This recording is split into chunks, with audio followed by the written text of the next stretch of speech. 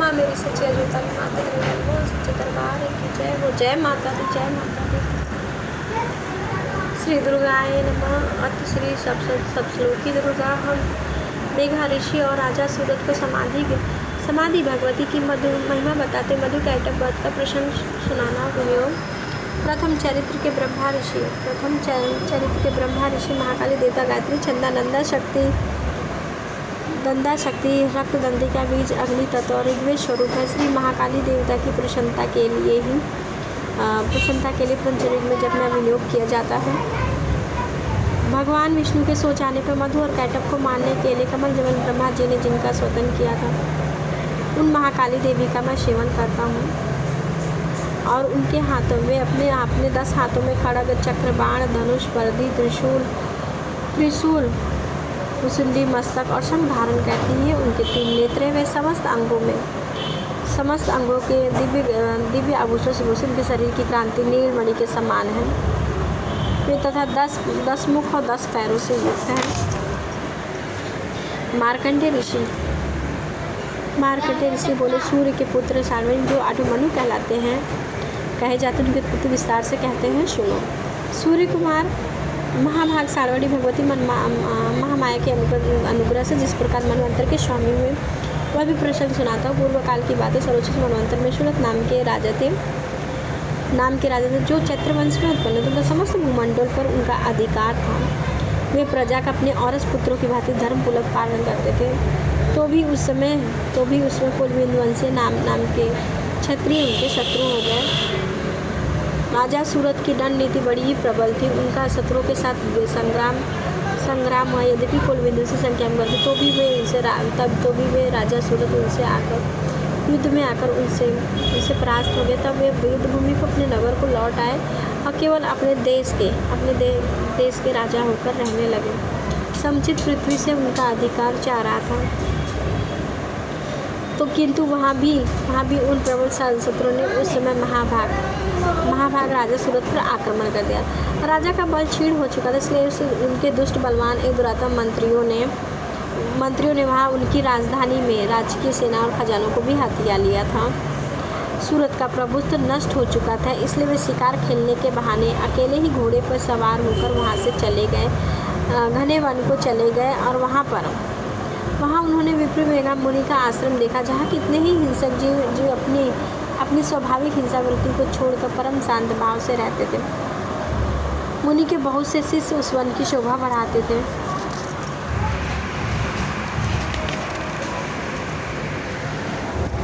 थोड़ा तुम्हें घर से निकाल दिया है। मुनि के बहुत से शिष्य उस वन की शोभा बढ़ाते थे। राजा सूरत की दंड नीति बड़ी ही प्रबल थी। राजा का उनका शत्रु के साथ संग्राम हुआ। यद्यपि कुलविंदवंशी संख्या में कम थे तो भी राजा उनसे युद्ध में परास्त हो गए। अब अपने युद्धभूमि को नगर को लौट आए और केवल अपने ही देश के राजा होकर लेने समुचित पृथ्वी से उनका अधिकार जाता, किंतु वहाँ भी उन प्रबल शत्रुओं ने उस महाभाग राजा का सूरत पर आक्रमण कर दिया। राजा का बल क्षीण हो चुका। उनके दुष्ट बलवान एवं दुरात्मा मंत्रियों ने वहाँ उनकी राजधानी में राजकीय सेना और खजानों को भी हथिया लिया था। सूरत का प्रभुत्व नष्ट, इसलिए शिकार खेलने के बहाने अकेले ही घोड़े पर सवार होकर से घने वन को चले गए।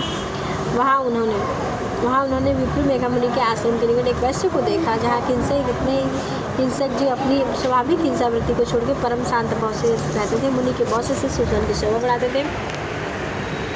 वहाँ जाने पर मुनि ने उनका उचित सत्कार किया और वे उन मुनि श्रेष्ठ के आश्रम पर इधर उधर विचरते हैं। कुछ काल तक रहे, फिर ममता से आकृष्ट होकर इस प्रकार चिंता करने लगे कि पूर्व काल में मेरे पूर्वजों ने जिसका पालन किया था वही नगर आज मुझसे रहित है। पता नहीं मेरे दुराचारी भृत्यगण उसकी धर्मपूर्वक रक्षा करते भी हैं या नहीं। जो सदा मद की वर्षा करने वाला सूरवीर था और प्रधान हाथी मेरा व प्रधान हाथी शत्रु का अधीन होकर न जाने किन भागों को भोगता होगा। जो लोग मेरी कृपा से धन और भोजन पाने से सदा ही मेरे आगे पीछे चलते थे, अब वे निश्चय दूसरे राजाओं का अनुसरण करते होंगे। ये तथा और भी कई बातें उन अपव्ययी लोगों के द्वारा सदा खर्च होते रहने के कारण अत्यंत कष्ट से जमा किया हुआ खजाना खाली हो जाएगा, मेरा खजाना खाली हो जाएगा। ये तथा और भी कई बातें सूरतवान निरंतर सोचने लगा। एक दिन उन्होंने विप्र मेघा मुनि के आश्रम के निकट एक वैश्य को देखा। उन्होंने एक दिन देखा विप्र निकट वैश्य को देखा और पूछा, भाई तुम कौन हो? यहाँ आने का क्या कारण है और क्यों शोकग्रस्त अनमने से दिखाई देते हो? क्या तुम शोकग्रस्त अनमने से दिखाई देते हो? राजा सूरत का प्रेम पूर्वक वचन सुनकर वैश्य ने विनय भाव से राजा को प्रणाम किया। प्रणाम करके कहा, वैश्य बोला, राजन मैं धन को कुलमत्वनो समाधि नामक वैश्य हूँ। मेरे दुष्ट स्त्री पुत्रों ने धन के लोभ में मुझे घर से निकाल कर बाहर निकाल दिया है और मैं इस वन में इस समय धन और स्त्री पुत्रों से वंचित हूँ। मेरे विश्वसनीय बंधुओं ने भी मेरे धन आदि लेकर मुझे दूर कर दिया है। इसलिए मैं दुखी होकर यहाँ मैं वन में चला आया हूँ। यहाँ रहकर भी इस बात को नहीं जानता हूँ कि मेरे पुत्रों की स्त्री स्वजनों कुशल से हैं या इस समय घर में उन्हें कोई कष्ट है, कुशल से फिर उनको कष्ट है। वे मेरे पुत्र कैसे हैं? क्या वे सदाचारी हैं या दुराचारी हैं? राजा ने जी पूछा, जिन धन लोभी स्त्री पुत्र आदि ने तुम्हें धन के कारण बाहर घर से निकाल दिया, उन्हीं के प्रति तुम्हारे चित्त में इतना स्नेह मग्न क्यों है? स्नेह बंधन क्यों रहा? वैश्य बोला, आप मेरे विषय में जैसी बात कहते हो राजन सब ठीक है, किंतु क्या करूँ, मेरा मन निष्ठुरता नहीं धारण करता और जिन्होंने धन के लोभ में पड़कर पिता के प्रति प्रेम, स्नेह, पति के प्रति प्रेम और तथा आत्मजन के प्रति अनुराग को तिलांजलि दे मुझे घर से बाहर निकाल दिया है,